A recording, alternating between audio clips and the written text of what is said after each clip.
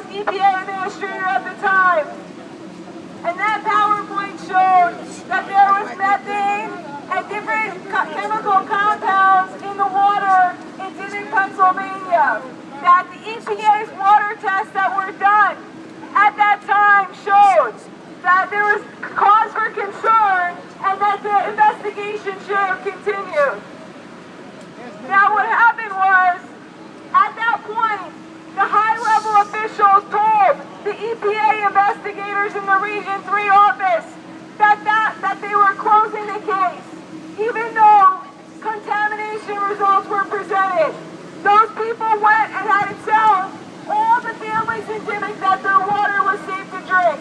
But as you'll see in Gasland 2, Scott Healy says, and many people that we've talked to in Dimock, that even though Region 3 EPA officials said to them, officially we are here to tell you that your water is safe to drink and that the water deliveries are now being discontinued by the federal government, they said under their breath, don't drink your water. So what this means right now is that President Obama has found himself in a situation where his administration is covering up fracking water contamination. This is the first time that we have caught them red-handed. And we've caught them red-handed because the EPA whistleblower, an actual staff member of the EPA, gave that information to the press. So what we're doing now is we are basically collecting petitions and calling on President Obama and the new EPA administrator, Gina McCarthy, to reopen that investigation. Similarly, in Texas and in Wyoming, the cases were shut down in the same fashion, very quickly, abruptly, coincidentally right before the presidential election campaign. So right now we just need everyone to sign the petition. Last 2 weeks ago, 50,000 petitions were delivered to Gina McCarthy's office. Craig and Ray literally went from here to the press conference in Scranton and right outside of Philadelphia's EPA office, and then down to Washington, D.C., where they stood and they waited with 30 Homeland Security surrounding them until the EPA came out and collected the petitions from them.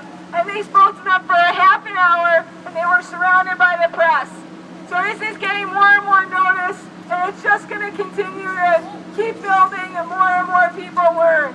One of the most interesting things that happened to them along that trip was that when they were in the EPA Region 3 office in Philadelphia, an EPA staffer was hiding behind one of the spit it out, Julia. Columns? One of the pillars. And pulled Ray aside and said, there's a lot of people in here that are paying attention and we know what's going on. But he didn't want to be seen with Ray, or he doesn't want to come out, publicly because people are afraid to lose their job. So we have to do everything we can to keep raising our voices so that more and more EPA whistleblowers come out, so that more and more people speak out, and that eventually they have to pay attention to this situation.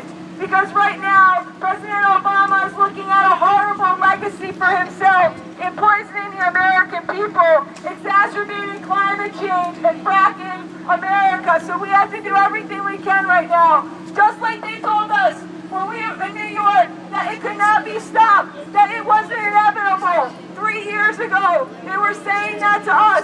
We have stopped because of the will of all the people across New York. And our will is what will stop President Obama from continuing. Stop poisoning your people! Hey, can I get a picture of you guys? The answer is renewable energy. It's an answer that people can rally around. It's a jobs message. There are so many jobs that can be created through renewable energy. And that's what President Obama, that's what the Democratic Party needs to understand that they need to embrace. Not fracking and poisoning the American people. Thanks.